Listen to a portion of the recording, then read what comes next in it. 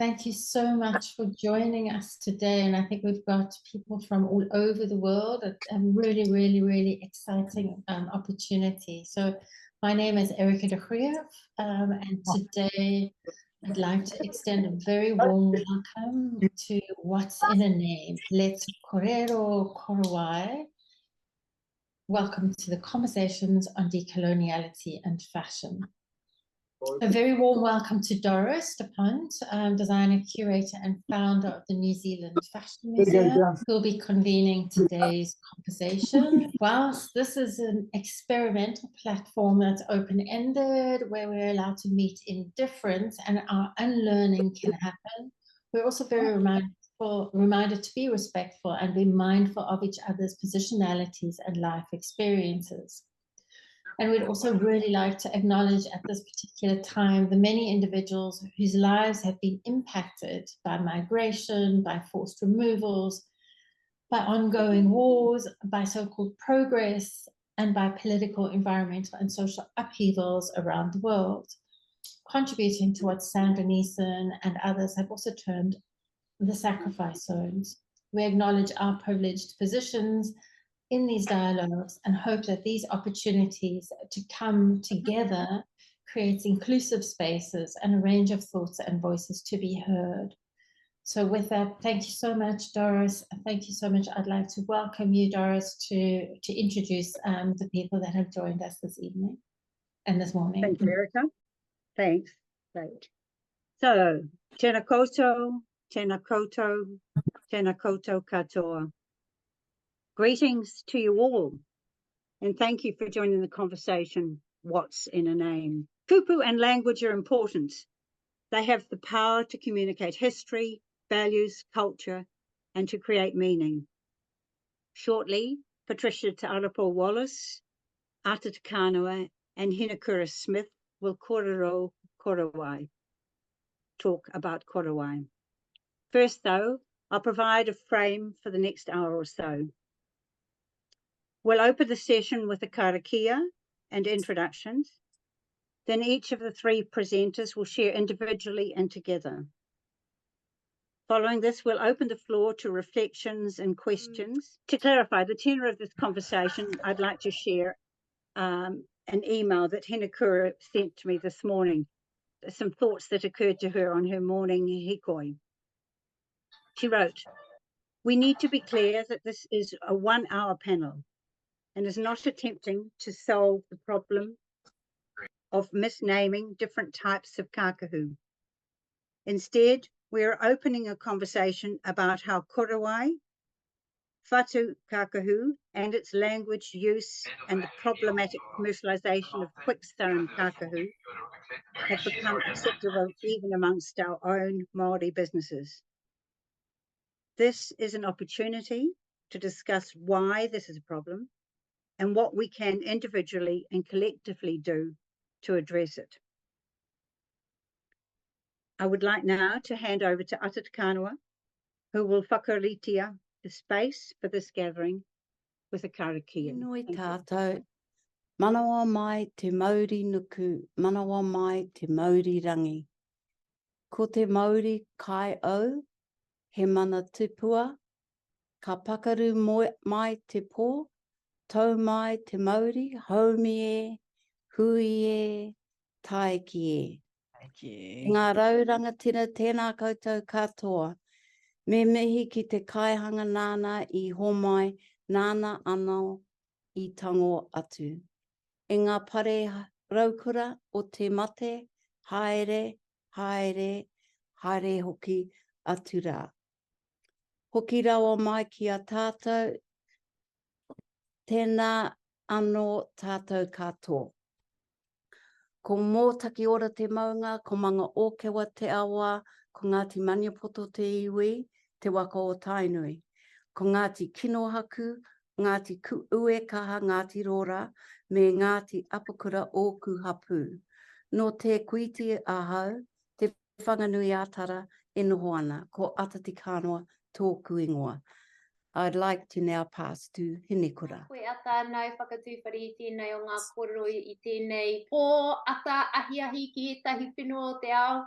Puri noa, tēnā koutou e te iwi, koutou nā e noho ana ki Aotearoa, tēnā no koutou e noho ana ki ngā whenua. Puri noa I te motu, mihi mahana ki a koutou katoa. Ko Hinekura Smith tōku ingoa, te Rarawa ngā puhi o ku iwi, kei te mihi au ki aku nei whanaunga, ki te mata nei, aku nei hoa, taku hoa Jamie, tēnā koutou katoa. My name is Hinekura Smith. I'm from no te whānota, Ahipara, te Rarawa ngā puhi. I can see some whanaunga on here. However, currently I am on the east coast of Oahu in Kaniohi. And it is 9:15 Monday night. So by the time my korero gets to you by Tuesday, maybe it'll make some sense. Tēnā koutou. Kia ora koutou, ko hikarangi te mauna, ko Ngati Porou te iwi, ko mata te awa, ko hiru harama te marae o na tipuna, enari, ko Aotahi taku kāinga, ko Patricia Te Arapo Wallace taku ingoa. My name's Patricia Te Arapo Wallace. I'm a researcher, not a weaver.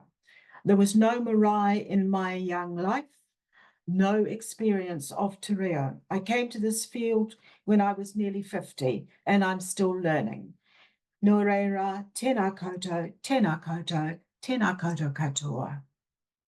This conversation has grown out of increasing concern at the way the names of Māori kākahu are currently being used. When Jacinda Ardern made world headlines by wearing a traditional Māori cloak at a state banquet at Buckingham Palace, she highlighted a problem. A lot of well-meaning people simply don't know what a real Korowai is. When the media came to Mark Sykes, then the Māori collection manager in our National Museum, he showed them the difference between Korowai and kākahu. At the same time, Veranoa Hetet was hitting the New Zealand media to make the same point. She shared a very useful definition, which I have copied here for you. That a Korowai is a specific type of cloak. Kākahu, quite simply, features hoka. She also pointed out that a lot of people don't realise the incredible amount of work that goes into weaving a traditional kākahu. From harvesting the harakiki leaves, extracting the muka fibres with a mussel shell, applying the fibres on the weaver's leg before any weaving can begin, and then months and months of weaving the entire cloak by hand using a technique called weft twining. The hoka, made from rolled flax fibre, were usually dyed black and arranged as the weaver chose. They gave the Korowai its name from koro meaning loose and wai meaning water or flowing. Distinctive hoka cascade down these garments, rippling and swaying with the wearer's every movement. The most important message to take from my part of this conversation is that hoka are the essential elements of a Korowai, but there are two more points. Different arrangements or different types, give it a different name. Korowai is not an alternative name for a cloak. It's an entire class of cloaks. So from that, I'm wanting to show you some of the cloaks included in that class. And here we are. This one's actually collected on the the Russian expedition in 1820. Undyed hoka, and so this is called a hihi-ma. If they're arranged to fall in vertical lines, it becomes a whakahiti heke or a tahi heke. On the left, you see a simple form, but on the right, a very special example in the Nelson Provincial Museum collection, where Hamuera Manuhera is also seeking to expand knowledge of te reo. And I urge you to go online to try and find this because it's got a fascinating story. If the hoka are arranged in squares, it becomes a Korowai and I'm losing my words now, kuiri. If they're in blocks, a Korowai koimutu.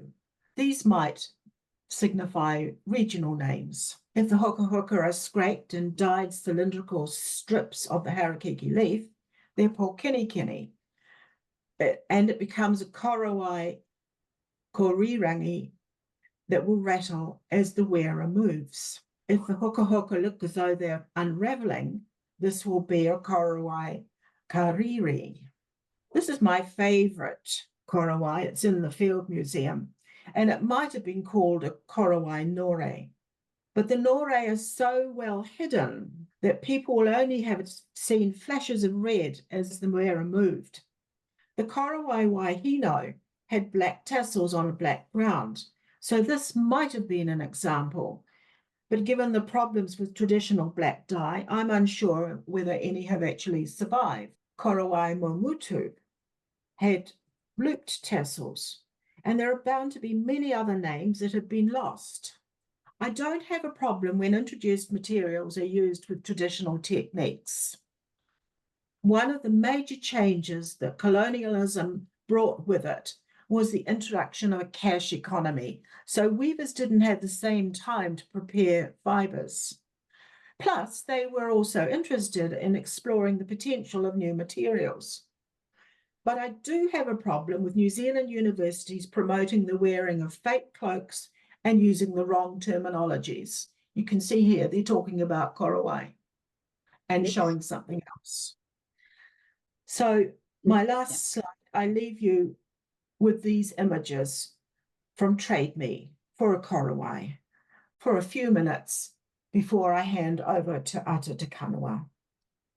Where are the hoka hoka? Black screen. Thank you. Thank you, Patricia. That's fantastic. So many names for so many korowai. And that's probably only skimming the surface. It probably is. Ata, would you like to pick up now, please? Yes. Kia ora anō e te whānau. Kia ora anō. So this korowai featured in this graphic is actually made or was made by Te Rongo Pāmama, also seen in this image, and she's my great-grandmother. It's probably at least 150 years old, and sadly we don't have it in our collection, but that's a whole nother story requiring a whole lot of time. And then obviously the images include my grandmother and my mother. I should at this stage make a disclaimer that I'm not a weaver.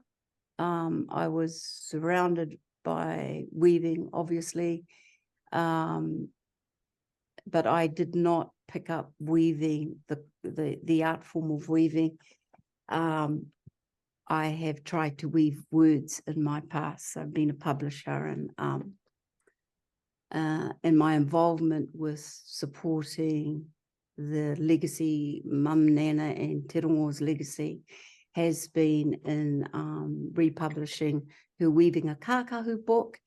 We're up to a 3rd edition, and but more so actually being an advocate for maintaining and respecting taonga te kuiho.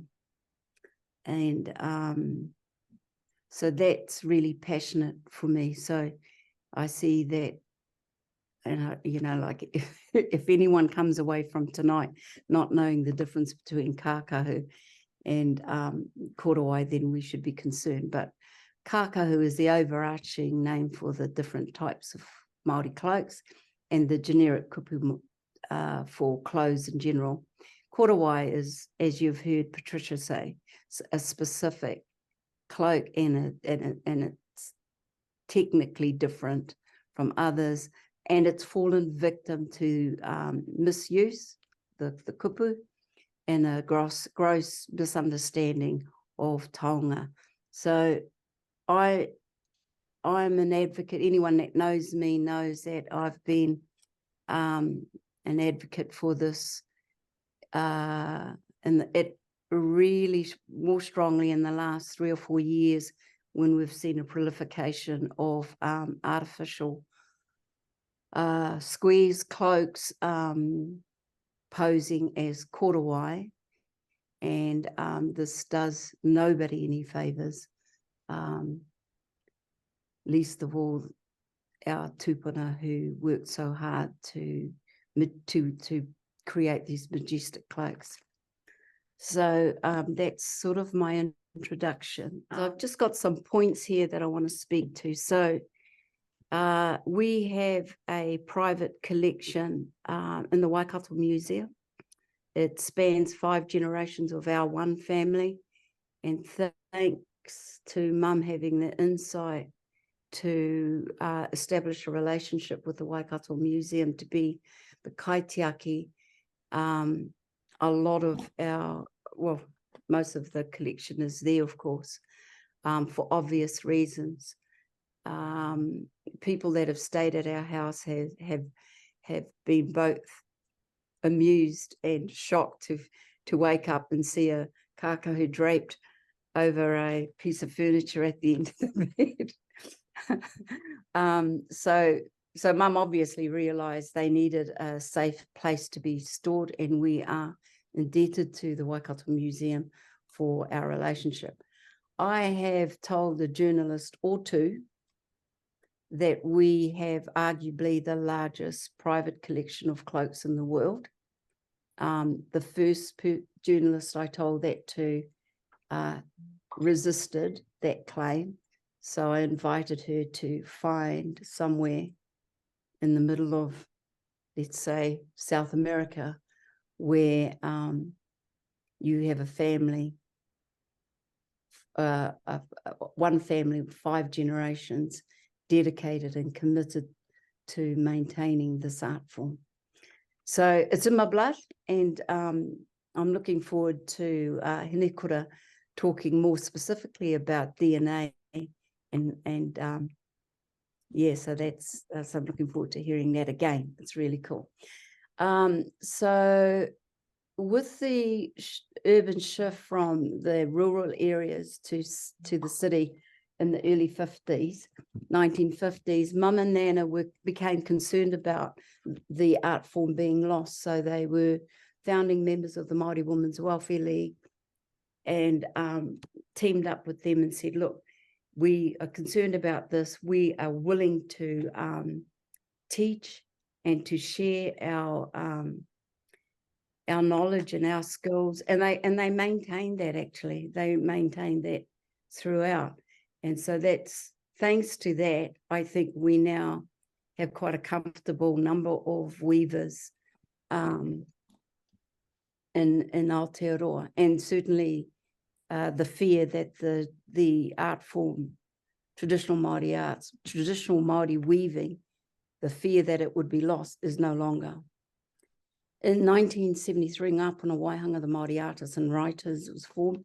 Mum was also a founding member of that, and we would meet annually.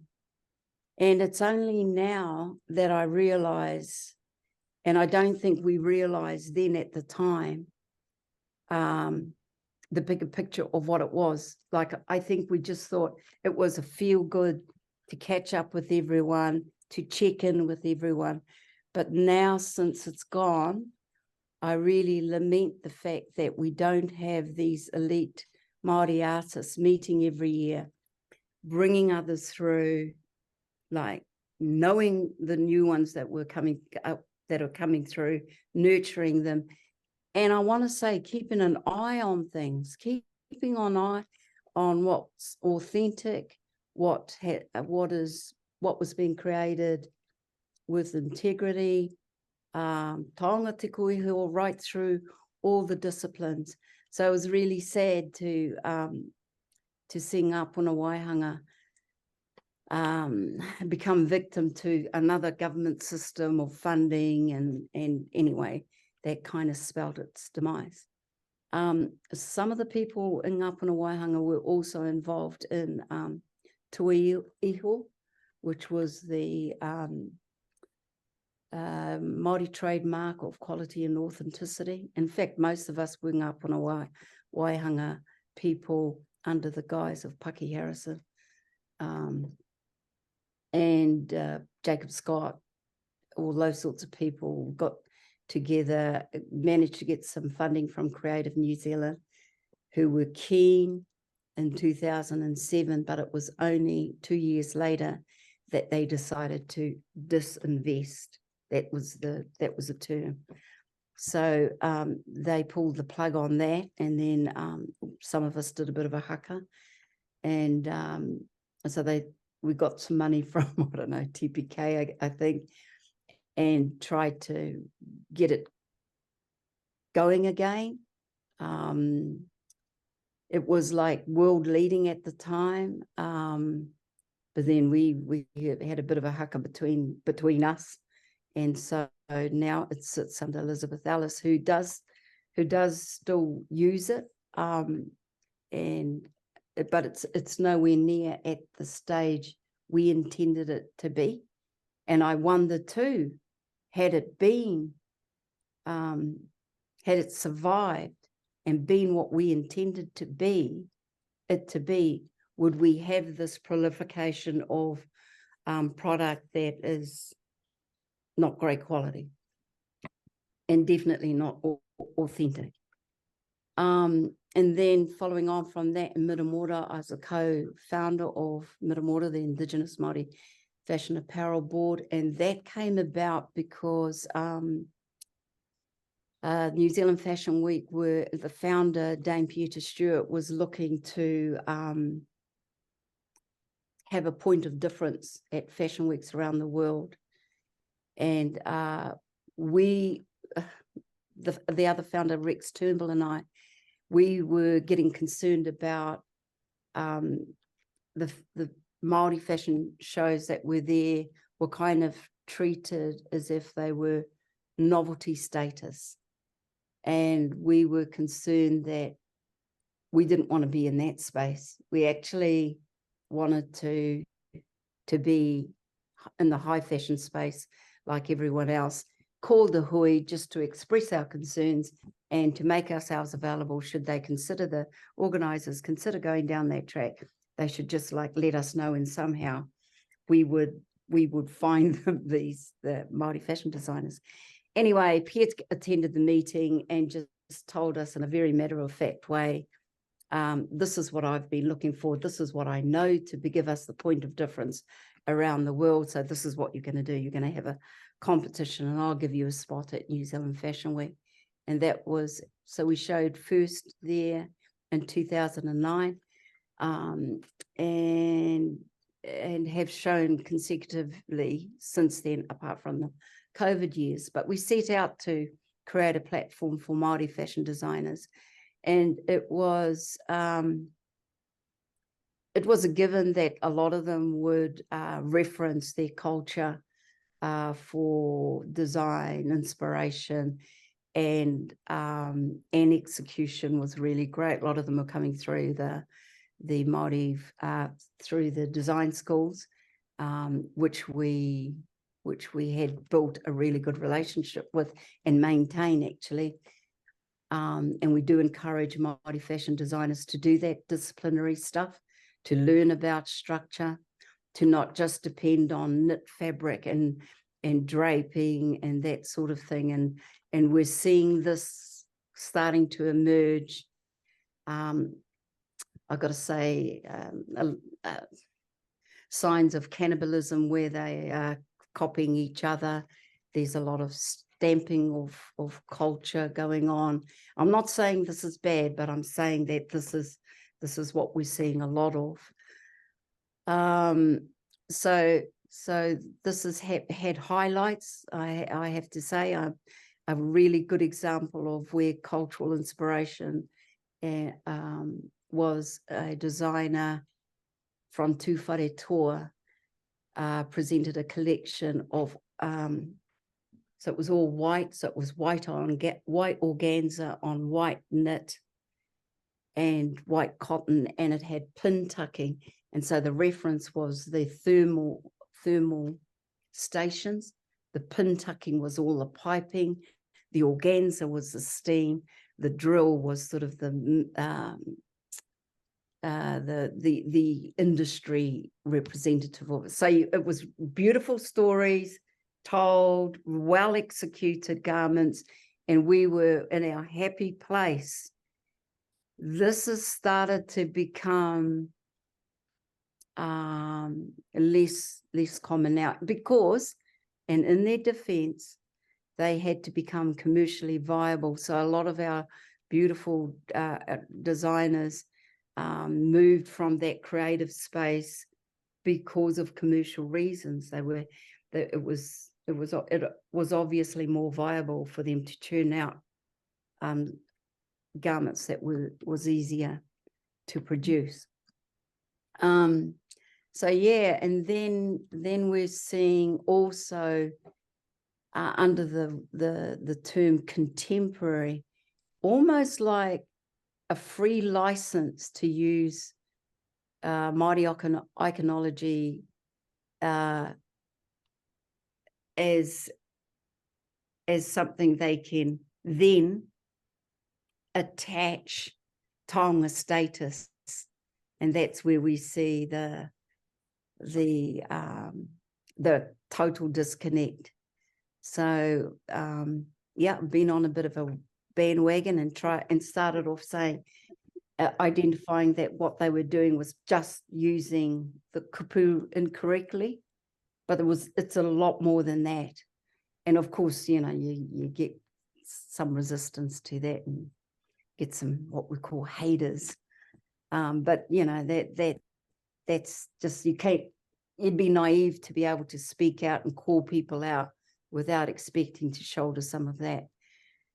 So yeah, using kupuraranga, that was sort of my main concern in the beginning, but more recently I've become really concerned about our mokopuna growing up and actually believing these aqua feathered, tape trimmed fabrics are taonga and are korowai or are kākahu. And last week I had lunch with some people, and I was saying I was going to be doing this korero, and you know, I've been a bit sort of anti the faux cloaks, and this woman said, "Oh, you're talking about the kākahus," and I was like, "The what?"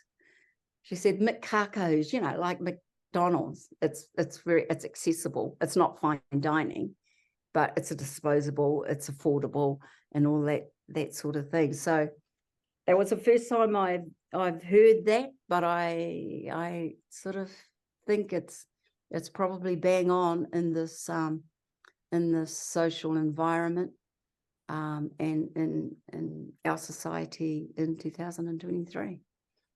So so that's me. I just want to thank the organisers, Doris in particular. You wrote to me last year, and I was a bit busy or something. So thank you for not giving up and getting back in touch. Really appreciate it, and hopefully somebody is you know, learn stuff along the way. That's all we can hope for. Yeah. Kia ora. No, thank you for being part of the conversation. You've probably not done yet. There'll be some questions for you, I'm sure. And you know, but let's move on to Hinekura, if you would, please. Hinekura, would love to hear from you now, if you wouldn't mind. Kia ora ata. Tēnā kōrua, Patricia, kōrua ko ata. It's an honor really to be able to, you know, literally pick up the threads of this conversation and take it forward. And so Patricia, you know, has identified the problem, and ata brings this, you know, this whakapapa of taonga tuku iho, you know, intergenerationally transmitted knowledge. So I want to really to start with my positionality, that I am, even to say the word weaver doesn't sit right with me. I'm a kai whatu, I am a kai raranga, I am a kai rangahau. So I am a weaver of cloaks, I am a weaver of flax for our international audience. I am a researcher, I am a teacher, and I am a speaker of Te Reo Māori. And none of those things was I born with. All of those things, of course, are learnt My reo has been learnt as a second language learner. We did not have any kairaranga or kaiwhatu weavers in our family, and so my mum sought out opportunities for me to learn, to go and learn. My very first kaiako was my whanaunga Judy Robson-Dean from Ahipara. And I'd say, you know, learning is a humbling experience. You get it wrong a lot of the time. And I think that, you know, I want to plant that seed that when we are doing something wrong or saying or using a word that is not correct, let's say that some people find it easy to say that's not correct rather than that's wrong. When it's not correct, that we're actually open to the idea that, oh, sorry, yeah, I didn't know that. But can you tell me more? Or can you tell me why that happens? Or can you tell me why that why the word that I'm using is not correct? And so I just begin with a little story of a 18-year-old who left high school and went to university, and there were no Māori prizes at the senior prize giving. There was, you could be the top math scholar or the top English scholar or whatever at her high school, but there was nothing for Māori students back in the mid-90s. And so she wanted to make something that would be a Māori, make the Māori students proud, you know, and to be able to stand up on stage with the rest of the non-Māori students in the school. And so she made what she called a korowai, which was an old curtain, and somebody gifted her some korero feathers, and she was really good at cross-stitch, so she cross-stitched this pattern, this Māori pattern that she'd seen, and she sewed that onto the curtain, and she sewed on the feathers, and she actually even sewed on some huka, so perhaps according to some of our definitions there was some allusion to it being a korowai. And she presented what she called the korowai. She named it. She called it Te Aka ki Kahurangi, which means to ascend to the highest possible reaches that you can go. And she gifted that korowai back to the school, and it was presented every year right up until this day, 32 years later, to the top Māori student of that school. Now that 18-year-old learnt very quickly that is not called a korowai, because someone came up to her and said, "What's that crap that you made? That's an old curtain, and that's not a korowai." Okay, well, what is it then? Well, I don't know what it is, but it's not a korowai. So this 18-year-old, who, if you haven't figured out by now, is now 47-year-old, learned that, okay, so what I'd seen is being the symbol of pride and identity. I was using the wrong name for that. So I was determined to go and find out what that meant. And that led me on a journey of going from the curtain to learning how to do raranga, to learning how to whatu, all interwoven with my te reo journey and ultimately my identity journey. So I want to take this conversation in a slightly different way, and for us to consider for a moment, why do we have this problem? Why do we have the problem of different kākahu or whatu kākahu being given this generic name of korowai? Why do we have, fake fur being called korowai and the whole commercialization? And I suggest that it's almost, in some ways, it's a good problem, because it's almost, for me, it's rooted in this real pride in being Māori. For our whānau who are buying kākahu, who are sewing the curtain, for the nanny that's getting the rows of feathers and stitching them on and giving them to her mokopuna, when he graduates from his primary school, it's about a pride and identity. And I think that's really important. There's something there that we want to hold on to. However, as Patricia and Ngata have both referenced tonight, we've got this explosion and this commercialization and commodification of this Māori identity symbol, and that's an issue, of course. So we need to roll it back. So my contribution tonight is to really think about what do we lose when we are not talking about these taonga and this, which is something precious or treasure, and the practice that goes with this taonga. What do we lose when we simplify it and call all of these cloaks Korowai? So the image that we have here, I'm going to talk about the whatu terminology and its connection to Māori maternities. There's a couple of my mates on here, they know that this is one of my favourite things to talk about, and was actually the core of my PhD research that storied the lives of 8 Māori mothers and grandmothers. And as I taught them how to weave whatu kākahu as heirloom cloaks for their families, they told stories about what it is to live as Māori women. And we, as a collective, you know, we talked about the deeply held maternal nature of whatu kākahu. So for our internationals, kākahu again is this broad generic term for clothing, and of course pretty much all of our clothing would have been called kākahu back in the day. Whatu kākahu I use as a term to describe cloaks that have been made through the practice of whatu or finger twining, or as Patricia talked about, weft twining. Now, we may not have all carried children ourselves. We may have tāne, we may have men in our audience here, but we've certainly all been carried by our mothers and indeed our grandmothers, which we're going to get to. So I know we've got some very experienced kai whatu on here. This is going to be sucking eggs for you, but for the rest of us, if we look at the vertical, what are called the warp threads, which go from top to bottom, the Māori word for those is whenua, which is a conjunction or a shortening of the word whenua. Whenua being land. That the land that sustains us. Whenua also being the Māori word for placenta, that very important thing that sustains us while we are in vitro when our mothers are carrying us. The weft threads that run from, this is how I always remember it, from white to weft, right? That go across the kākahu, the weft threads. A word for those is aho. Another word, and aho is another word for iho, or the umbilical cord that connects us to our babies when we are sustaining them. The amniotic sac that we carry our babies in as mothers is called a kahu, and it's a kahu of protection, which is a shortening of the word kākahu.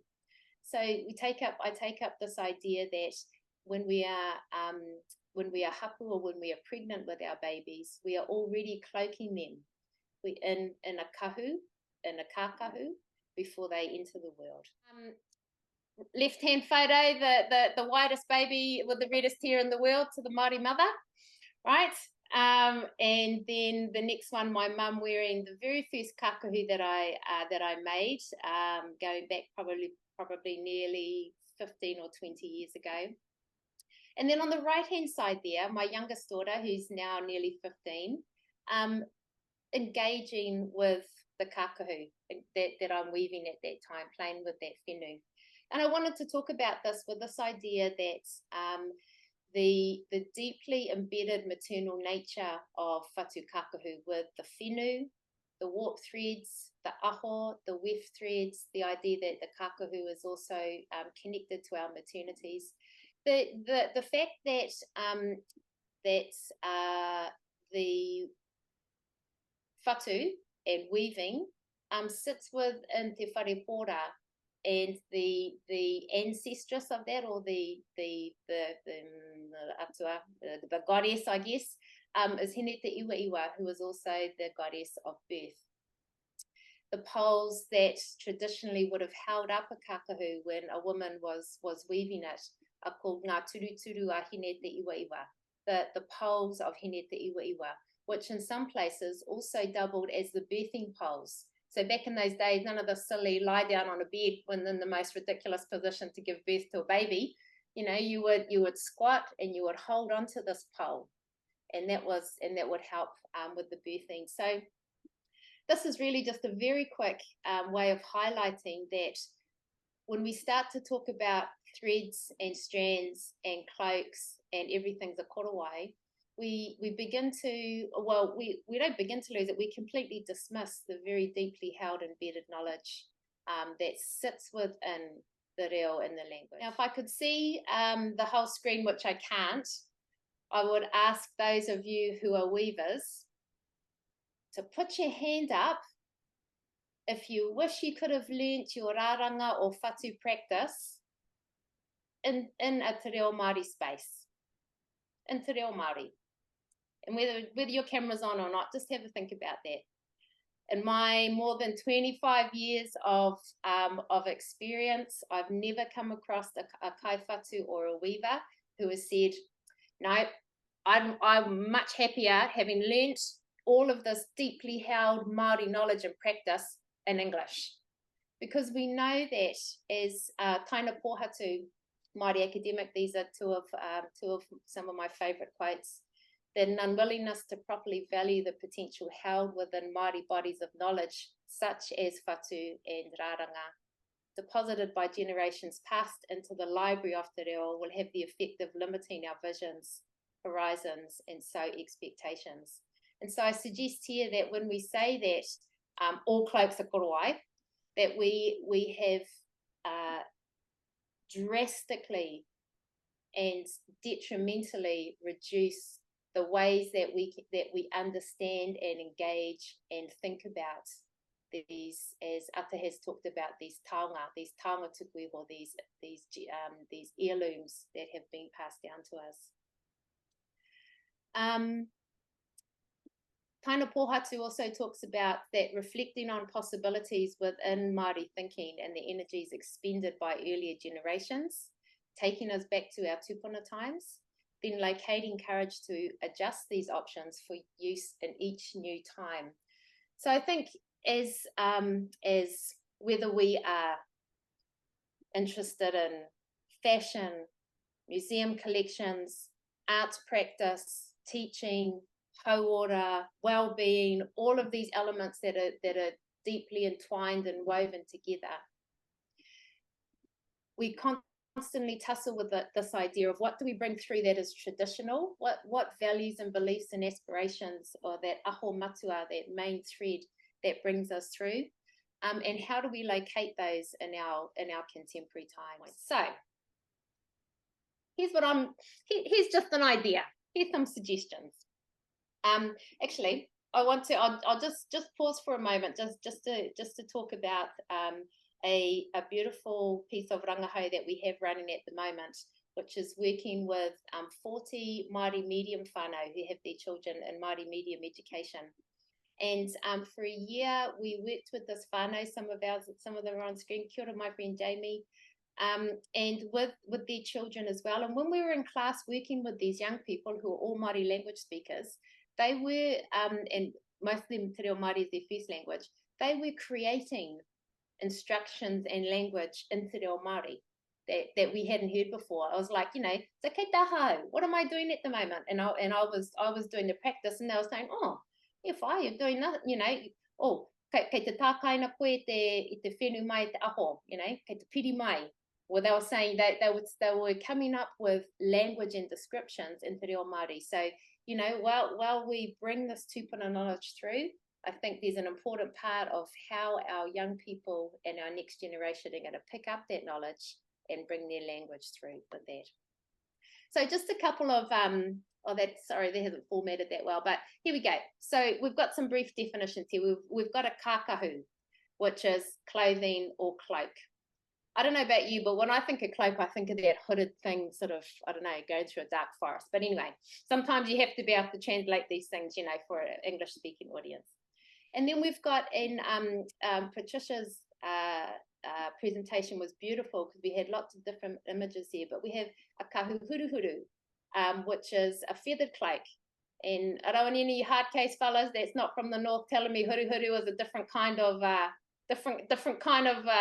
hairs on your body, because some of us in different iwis understand huruhuru in a different way, but we'll leave that one for the chat afterwards.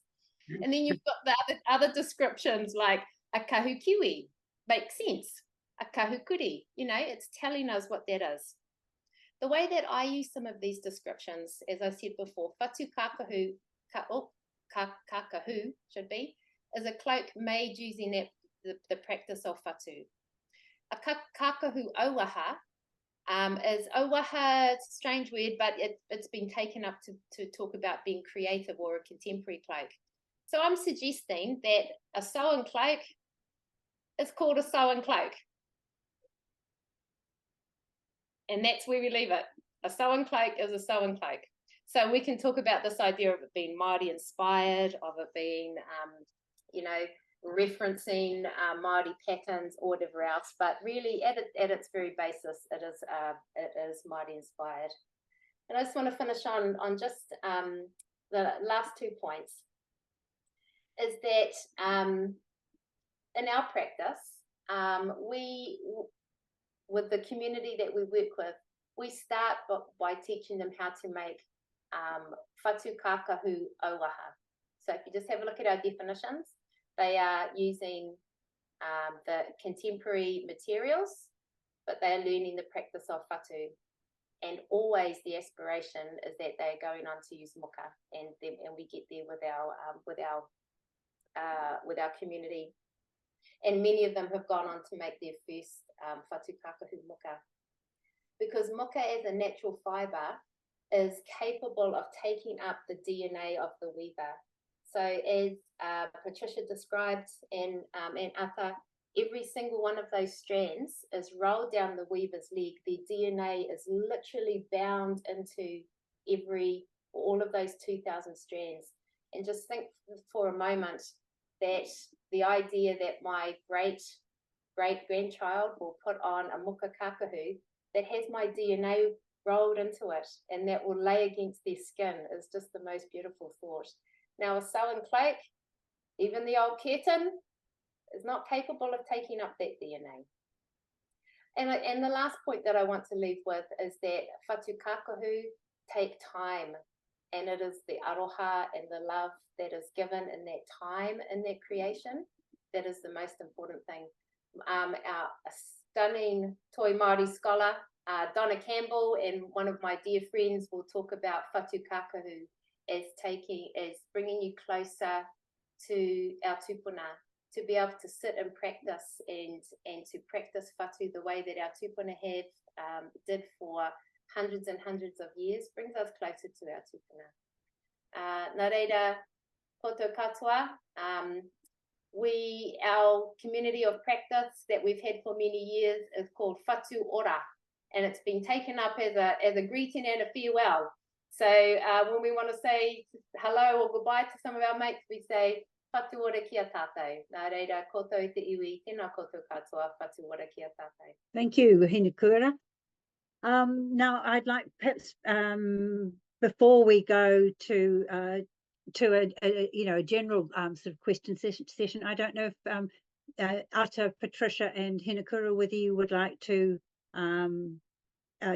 share something yourselves about what you've said, perhaps some I suppose sort of areas where you meet, or where some reflections on what you've each shared. No, I just think I've got a lot to think about. Well, I think that's probably true for all of us, Patricia. Yeah, go on, Asa. The only other thing I wanted to add that I thought may or may not be interesting is when Pieter gave us the opportunity to take a show of Māori fashion designers to New Zealand Fashion Week, we had to quickly come up with a name. So the name Middle Moda, middle is obviously from Raranga, and Moda is just Italian for fashion. And we wanted to have an essence in a Raranga, but also have an international, this is a bit silly, but Middle Moda, it's totally made up. Turn the letters around, and actually, coincidentally, it also spells Māoridom. Did not realise that when we were putting it together. And also Mod Māori, so this is kind of funny. I'm sorry, this is all being a bit silly, but yeah. No, I'm kind of interested to see if anyone's got any questions.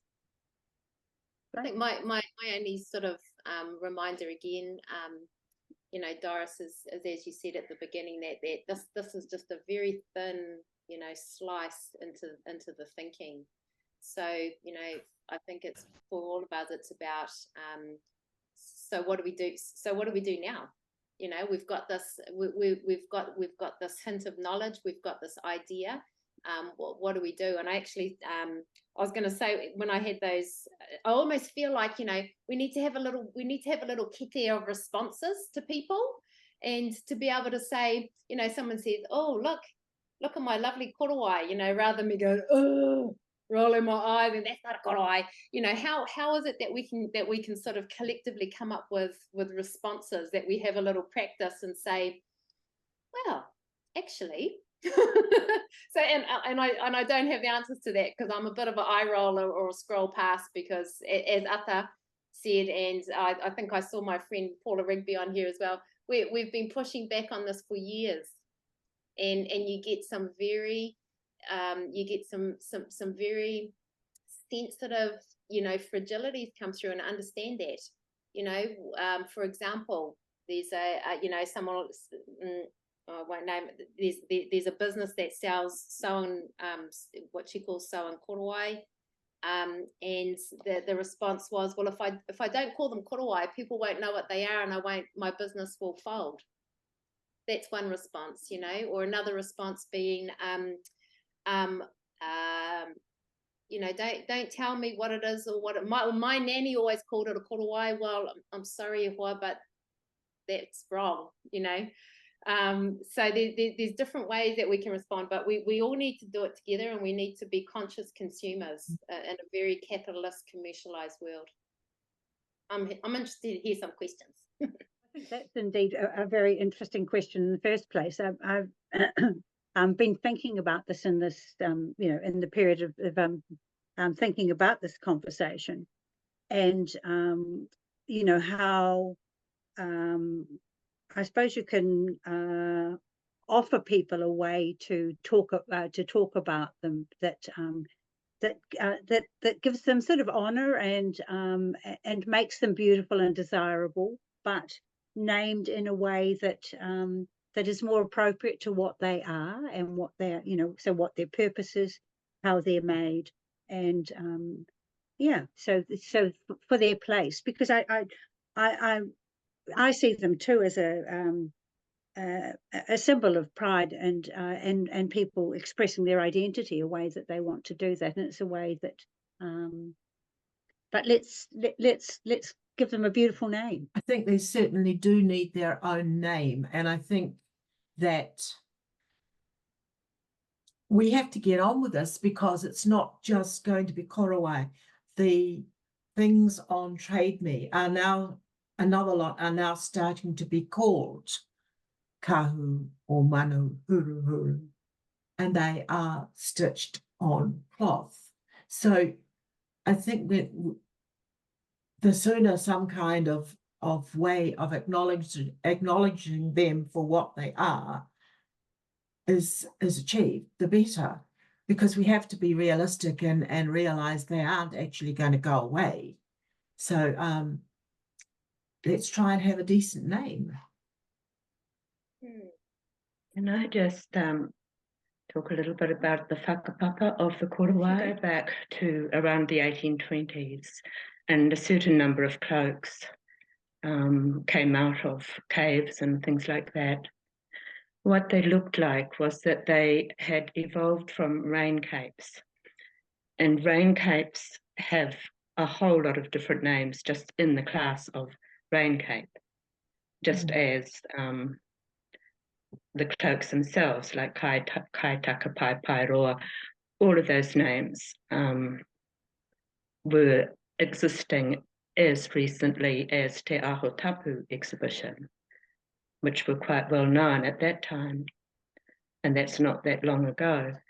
So it looked to me, looking at these ones and ones in the British Museum and places like that, that the Korowai evolved from rain capes that had frayed, and the tags had become muka from wear.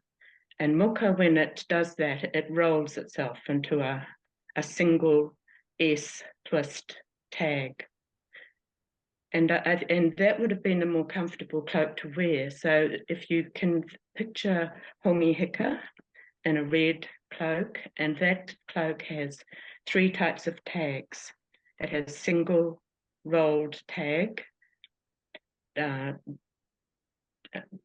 twined, two-stranded twined tags, and it has karere, which is 3-stranded rolled a different way, so that the way that it wants to roll is it resists and it sort of opens up. So they had started to become decorative by that time. And the korowai itself seems to have evolved really strongly from about the 1800s on. I'm not sure whether, if you think of Cook's illustrators illustrating who's standing in the waka and what they're wearing. I don't know if you see a korowai, do you, Patricia? I haven't seen Korowai, and I know I know that Mead has said there is one, and I've hunted and I can't find what he thinks, which one he is identifying. There is a drawing by Weber. Yes. You know the image, the painting that's in Te Papa of Queen Charlotte Sound, and there's a group, there's a cluster of 3 people in the middle. Well, he actually made a sketch in 1777, and and that was at the spot, and he didn't work it up into a painting until 10 years later. You can't see anything definitive in the painting, but in the sketch, you can actually see what I think is a fringe at the neck, and possibly hoka as well. And it's something I had planned to include, but I was having too many slides. So I will send that one to you. Well, by the time That's that Angus comes through in 1840s, there are a lot of korowai. And the korowai has evolved to include ngore, so the wool and replacing the red feathers. It's also got a lot of embroidery influence. So you start to get the pāheke and a whole lot of things going on in the cloaks, which are the response of young Māori women being taught to make samplers and taught to sew, and being taught all these other sort of ways of decorating in a way a surface of a cloak, rather than just feathers or just rain, like tags. And so those things start to come together in the cloak. The korowai, I think, evolved as the cloak that wasn't so status as a kaitaka or a paipairoa. It was the cloak that you could innovate on and you could play around with. And it wasn't taking anything from it, it was adding to it. So it became like a big sampler. And when I learned from Digger, in your tauira or sampler, you could put all the sorts of things you needed to learn, and it was a way of keeping feather attachment, tag attachment, tānako, mawhiti, which has come across from the from the embroidery aspect, and pāheke, the running threads and all of that. They could also go into your tauira. So in a way, the korowai had evolved to keep all of those techniques alive in one cloak. As people wove less, they could keep all of those techniques going by putting them all into one cloak.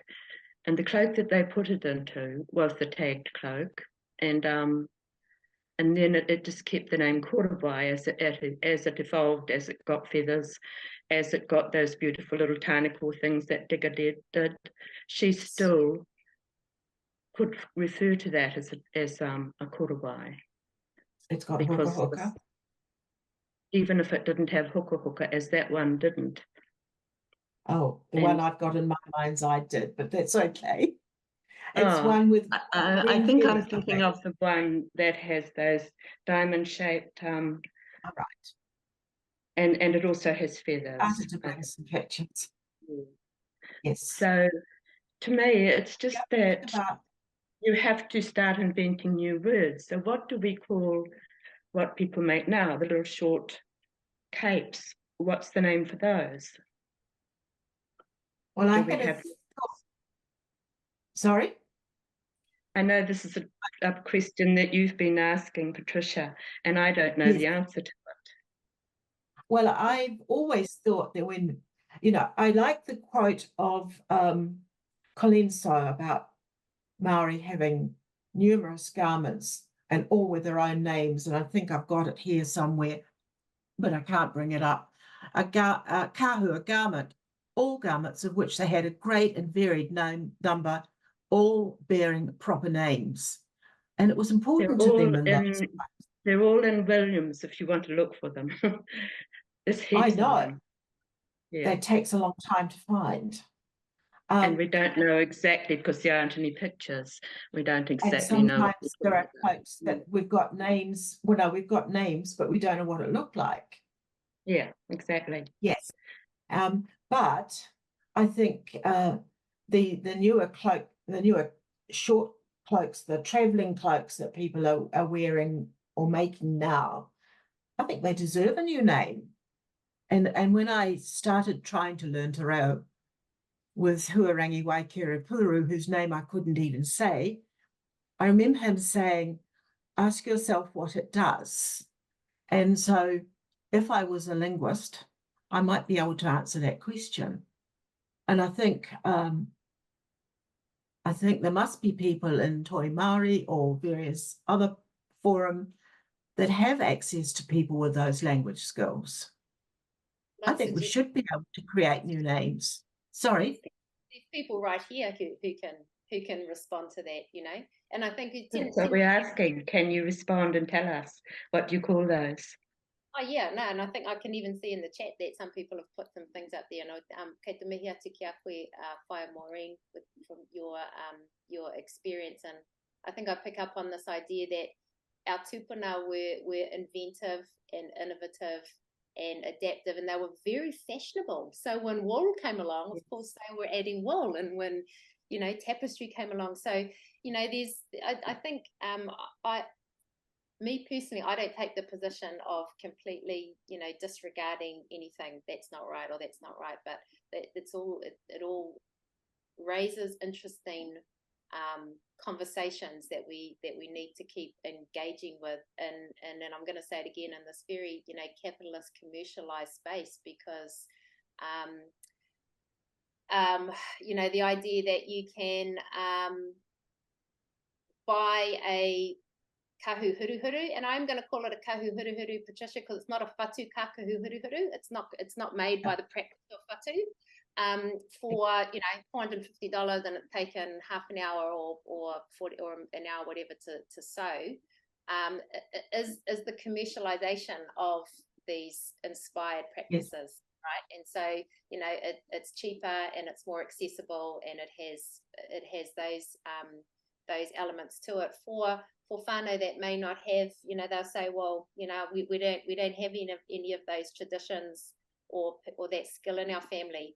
Well, I'd be really blunt and say, go and find it. I had to go and find it. A lot of us had to go and find it. If it's our reo, you go and find it. If it's our rāranga and whatu, then you go and find it, and you ask and you ask, and you make those spaces available to people. I would much rather teach you how to make a whatu kākahu than make one for you. Because I hate doing that. So, because I'm not connected to it. I'm not connected to the kākahu that's being made. But I think the idea is that our practice of creating whatu kākahu is no longer in danger. We go back to, Ata was talking about with her mum and her nan, our practice was in danger of being lost, and that intergenerational transmission being cut off. However, I think we've only done half the job by now having our practice alive and well, that we can create a product at the end, we're missing out on being engaged in the knowledge and critically, as we're talking about tonight, the language that's involved in the process. So moving from this idea of product at the end, what it's made of, what it's called, that there's the whole process and engagements, and those that have sat around and done whatu before, you know, you sit there with your mates or your sister or whatever, and you're yarning away and you're crying and you're moaning about your husband and, you know, price of petrol and all that sort of thing. So there's a whole lot of stuff that's happening, as well as what's produced at the end. And you know, we don't get that in a machine sewing cloak that's taken half an hour that your wife trained me. I just want to just touch on that also. I think there's a huge opportunity for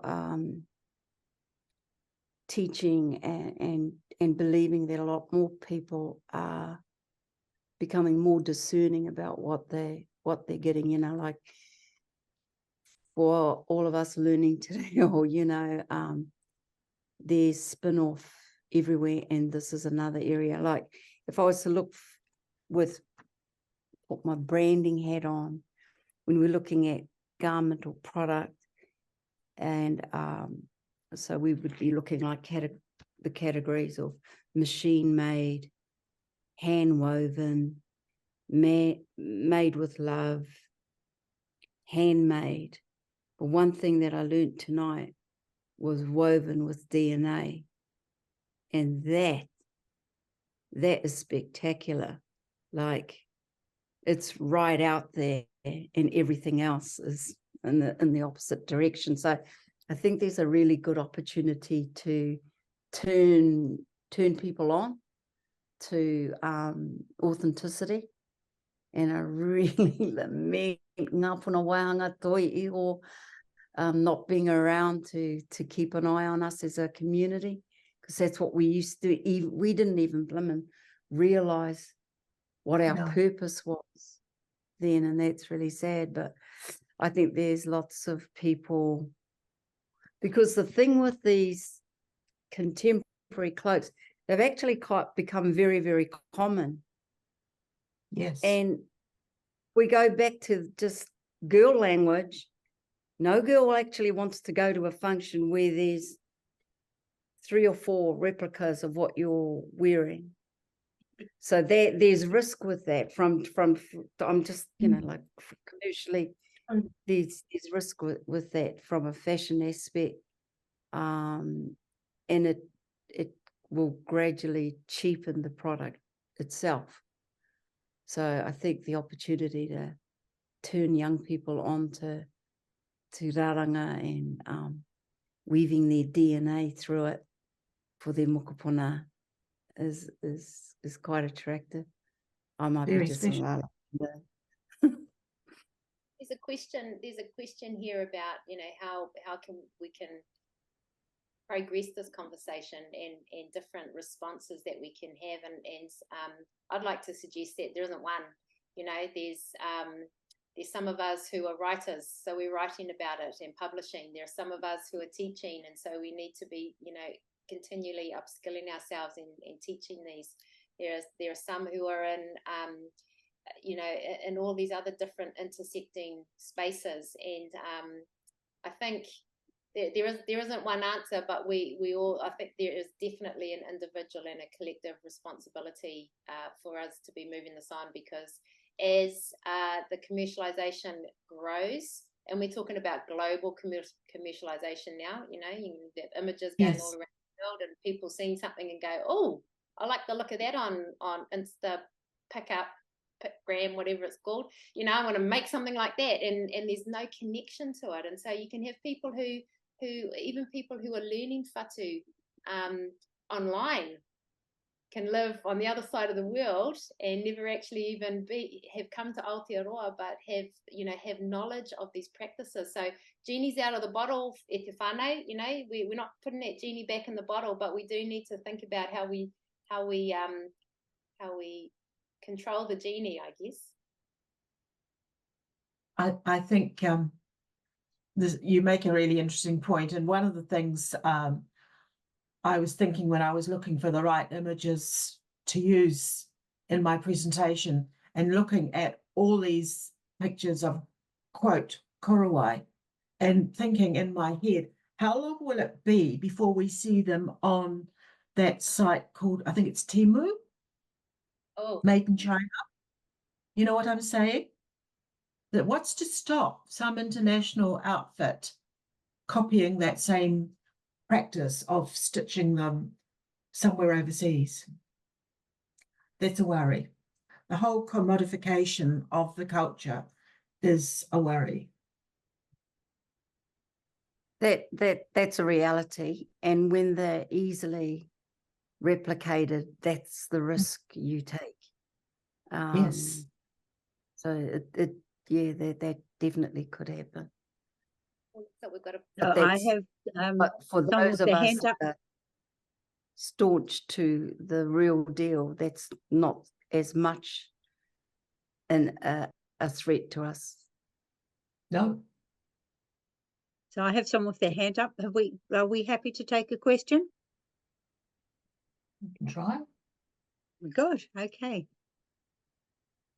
Away you go, Waiteri. Kia ora tātou. Ko Janea taku ingoa no Ngati Maniapoto ahau. I was just wondering if we could possibly, like, talking about one of the things that struck me was the Mick kākahu, was it McDonald's analogy, and I was wondering if maybe if we had more, I don't know if it's mātauranga or knowledge around the value system of our tupuna, and what they considered to be what elevated mana in different kākahu, and that information be like a draw card for authenticity. So I'm not sure if I'm making sense actually, but I've learnt that there's things like the difficulty of construction, the difficulty of, or the rarity of materials that afforded mana or value to our different taonga. And so, I don't know, maybe in conversations moving forward with that, I suppose with that kākahu concept, explaining why something that's so in versus something that, you know, the value system that our tupuna had, or the whakapapa that we share with harakeke, or, you know, for those sorts of things that might be a draw card for, I think I heard you say, the younger generation to want to buy in or learn about those sorts of techniques. I'm not sure if that's a question. I don't know. I'm just here for just know that kākahu wasn't me, although no, I definitely not. And I know people in this 21st century understand it's derogatory. But yeah, but if we look at that, we look at the McDonald's concept and how it is easily accessible, it's disposable, it's affordable, and all those sorts of things. So it has a value system, right? You know, $10, it's a value, satisfies our need. When we look at perhaps making as a whānau, collectively making a kākahu, gathering the harakeke off your whenua, you know, you got like a richness, a status there, right there. It's off your whenua or your, you know, your hapu iwi. And then what Hinekura says, then you start working with it and you're rubbing the muka up against your skin and you got your DNA going in there like that. There's class, right? And I think young people will get that. Well, I'm not saying that old people wouldn't, but I think that gives it like an edge, you know, like it just makes it sexy, makes it a really attractive product made with DNA, as opposed to originated in China, made from plastic, you know. It's easy to compare the so It gives it mana. now I'm going to sound like a car salesman, but we actually sell a book, Weaving a Kākahu. There are other books around. So kia ora anyway. Can I add on to that, Ata, and just to respond with an example, e hoa to your, which I think is an important idea, you know, that we talk about intergenerational, you know, passing down intergenerational knowledge, that we have to bring our tamariki with us. And back in the day, tamariki would have been around most of that time, not for that beginning part, that aho tapu, but they would have been around. So with our whatuora whānau, our kids are there, from our little kids up to our rangatahi, and you can bet that those kids see their mums and their dad and their auntie and all their whānau sitting there for months and months creating these kākahu. And in fact, they'll even say, oh, you know, mama, me tāpiri atu te tai, you know, mawhiro, I want some pink in my tāniko, you know. And so they're informing, and when you see these tamariki put these kākahu on, and the way that they walk around with them, that's I just want to share that example of this idea of, you know, the mana that goes into it. And I would also add that they're experiencing and they're seeing that aroha, and the aroha is time, and the time that their whānau are sitting there creating these kākahu in these busy lives that we have. You know, there was that picture there of my daughter Kahukura, and she will pick up whatu and raranga.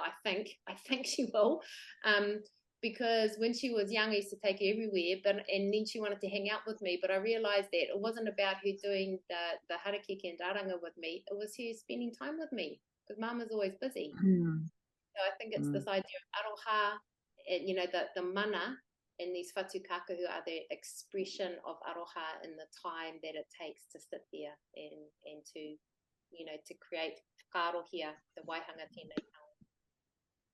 I did have another question actually for you, Hinekura. What was, I heard you say kākahu, was it auaha? Yeah, that's a word that we picked up probably a good 10 years ago. You know, auaha can mean creative, or we picked it up as this idea of contemporary. It kind of half sits with me, I guess, you know, with this idea for contemporary, but then we could even have a great debate about what does contemporary mean anymore, you know. I think if I can leave something behind, it's that when we are describing different types of kākahu, kahu, huru, korowai, kahukuri, that when I talk about whatu kākahu, I'm talking about cloaks that have been made through the practice of whatu. Through the practice of. So with kākahu auaha, what is that referring to? The contemporary material but traditional technique? So whatu, we've used the term whatu kākahu auaha. So made kākahu that are made with whatu, if we want to use the word traditional technique, and auaha being the contemporary material. So whether that's jute or, you know, cotton. Oh yeah, cool. Thank you. Kia ora tātou. Right. Can I just ask Ata and Patricia and Hinekura whether you are happy for us to wind up here? We've well and truly done our hour and a half. I just see Taonga Huia's got a hand up. I'd like to answer any questions if I can. All right, please. Taonga Huia, please. Kia ora koutou, ko Taonga Huia aho no Ngati Maniapoto hoki. I'm definitely an advocate for this kaupapa and love it. Hinekura, you mentioned that probably some of the reasons why people are doing the contemporary cloaks is because they're proud of the heritage and want to include it in their lifestyles. So I have two thoughts. One is sometimes when you're going to hui, like graduations, you see people with some beautiful traditional kākahu who just don't know how to wear or don't know how to look after them. And then you have other families who don't have access to beautiful kākahu, so they can only afford something like this, but they want it as part of their child's lifestyle or graduation ceremony. And also, do we actually promote the use of kākahu Māori as well? Because you have Māori organisations who have Māori events promoting the wearing of white formal dress. So just some ideas for discussion. No, good whakaaro. We kind of touched on this when we met up a couple of days ago, and you know, when I go back to the mid 90s and we were at university and stuff, you weren't allowed to wear a whatu kākahu, anything over your gown, and so it started. It sort of came as a side of protest, that you would put your you take your kākahu under your graduation thing, and then before you get to the stairs, you put your kākahu on, and then they couldn't get you. And there's been some people that have written about that. So this idea of this overlaying of my, you know, Māori identity over the top of this Western academic, you know, kind of thing. So, so you know, it kind of kicked off there. And then, of course, you know, we see all types of kākahu and whatu kākahu being worn. I guess, you know, one thought is that kākahu aren't the only way that we express our tuakiri Māori, our Māori identity. There's lots of ways that we do that. Used to be, you know, before that it was wearing what we called our bone carving. You know, back in the 80s when we were at school, you wear your bone carving, you weren't allowed to wear that either. They used to make you cut it off. You know, so yes, the wearing of kaku has become one of those symbols. I'm going to take it a step further, and I have a concern that it's becoming seen as a New Zealand identity symbol, and we need to be very cautious of that. That people say it's a New Zealand cloak, you know, that I'm in New Zealand, and so, you know, again we're reduced, and we lose some of that. I'm not saying that non-Māori can't or shouldn't wear whatu kākahu, but if the conversation starts to shift into it being a New Zealand identity symbol, I think there's something to be a bit concerned about there. You had another good point, Kari, that I've forgotten. Was that the one about Māori organisations having Māori awards and encouraging formal black and white kākahu? Yeah. Oh gosh, I haven't come across that. Gee. But yeah, I mean, and I think the conversation that we're having about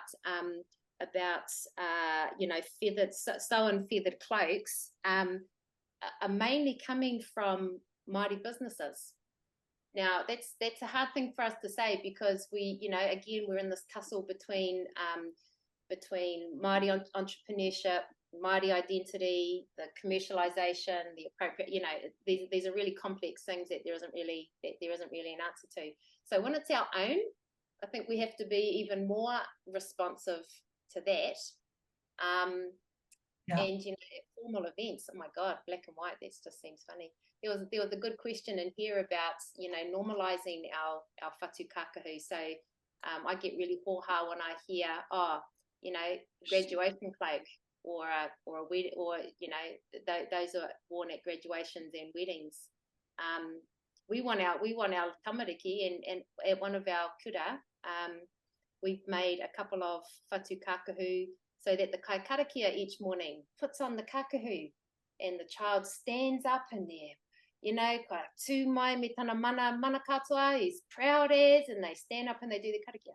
If they're going to do, if they're the, you know, the tauiro o te wiki, then they put the kākahu on. So, you know, we want them to be out and about. One of my whanaunga who was on here, you know, she talked about years ago wanting to make one so that when she goes to Pack and Save up in Kaitaia, she's got her whatu kākahu on, you know, let's get it out there. Like a little short kind of pake, you know.